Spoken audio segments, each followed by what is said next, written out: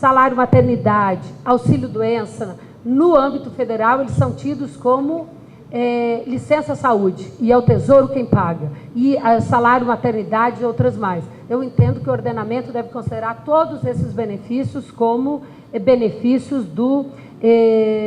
da Previdência Social. Gostaria só de mencionar que a emenda 20, eu tenho no slides, mas eu acho que eu não chego até o final, a emenda 20 limitou o acesso ao auxílio reclusão apenas aos servidores de baixa renda. E baixa renda hoje é R$ 800. Eu entendo, em torno de R$ 800, um pouquinho menos.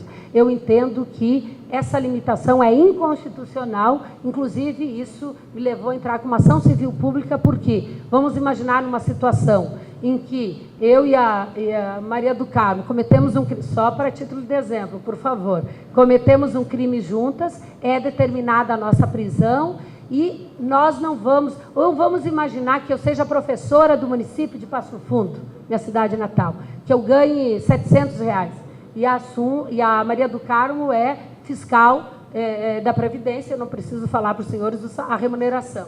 O que vai acontecer? Os meus dependentes vão receber auxílio reclusão e os dependentes da Maria do Carmo não vão. Então, não se limitou o benefício, se limitou o acesso ao benefício. E, nesse sentido, eu entendo que a emenda é inconstitucional, porque o artigo 60 proíbe que uma emenda venha a abolir um direito. E não houve alteração, houve a abolição do direito e, portanto, entendo que é inconstitucional. Com a emenda 41, nós temos diversas situações. E, certamente, os senhores, nas suas salas de trabalho, devem conviver com pessoas das mais diversas formas de aposentadoria. Nas aposentadorias voluntárias, e aqui eu chamo a atenção, porque algumas pessoas não têm percebido e têm deixado correr e chegar à época da aposentadoria compulsória. A aposentadoria compulsória não é uma aposentadoria voluntária, o próprio nome diz. Então, aos 70 anos, a pessoa é aposentada compulsoriamente. O que acontece? Na aposentadoria compulsória, o benefício é calculado pela média. E muitos dos senhores têm direito adquirido à aposentadoria voluntária por tempo, não exercem esse direito, o Tesouro acaba considerando como aposentadoria compulsória e depois tem todo um gasto de energia para reverter. Então, eu chamo a atenção em relação a isso, uns 2, 3 dias antes dos 70 anos, que se solicite a aposentadoria, não que não se reverta, mas eu entendo que não há porquê depois ter que tentar todo um processo para isso, quando você pode resolver por um simples requerimento, já que as aposentadorias por idade e por tempo, elas são aposentadorias voluntárias. Nós temos as regras atuais, que certamente nós temos aqui fiscais que ingressaram depois da emenda 41, e é importante dizer que não é o cargo de fiscal.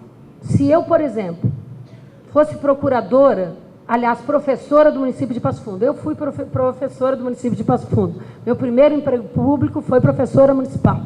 Imaginemos que eu tenha ingressado em 95 como professora do município de Passo Fundo e 2004 como fiscal da Previdência, vale o meu primeiro ingresso sem intervalo. Então, eu não vou entrar nessa nova regra. Eu vou ter direito à aposentadoria, claro que com requisitos diferenciados. Os senhores podem verificar que ali é pela média e tem uma exigência mínima de 10 anos de serviço público. Eu tenho certeza que muitos dos senhores conviveram com realidades de pessoas que fizeram concurso, 2 anos depois, no dia seguinte ao estágio probatório, pediram a aposentadoria e hoje, têm direito adquirido, estão recebendo. Mas quem custeia isso? Nós é que custeamos isso. Então, sem uma exigência mínima, ela gera um problema, porque se não somos nós com contribuição, é o povo brasileiro por tributação. Não tem outra forma. Não tem outra forma de se fazer dinheiro público. E é interessante porque hoje eu falava com o José Carvalho, que foi meu colega fiscal em Varginha, Minas Gerais, e ele dizia que tem participado de um estudo que vai resultar em mudanças na transparência do orçamento público, da contabilidade pública, para as pessoas saberem quanto custam os direitos. Eu tenho uma tese de que, na medida em que as pessoas sabem que elas estão custeando inclusive os desvios, as pessoas vão ser mais cautelosas, inclusive buscar a solução disso. Bom, então nós temos essa realidade e nós temos as aposentadorias, as regras de transição. Na aposentadoria por tempo, quem entrou antes de 98, não importa em que serviço, nós temos 3 possibilidades e quem entrou entre as 2 emendas, apenas uma possibilidade. Aqueles que ingressaram antes da emenda 20, a primeira opção é essa. E eu quero dizer para os senhores que, embora pareça ruim, ela é ruim o fator redutor.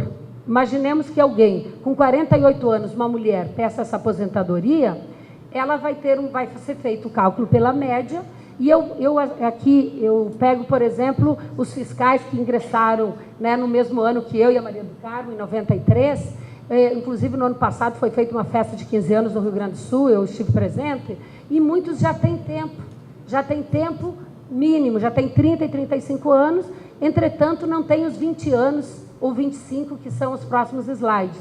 Então, eles gostariam de se aposentar e muitos, inclusive, nem vão ter direito a se aposentar pela aposentadoria integral porque vão completar 70 anos, antes de 20 anos de serviço público. Então, essa situação, se não for essa de redutor, porque eu dizia antes 48 para 55 são 7 anos, vezes 5% dá 35. Aí você reduzir 35% realmente acaba sendo prejudicial. Agora, esses colegas que ingressaram em 93, na verdade, o cálculo se faz desde julho de 94. Corrigindo pelos índices da inflação, vai dar aproximadamente a remuneração atual. Então, o problema não é a base de cálculo, o problema é a correção, que a correção se dá pela inflação.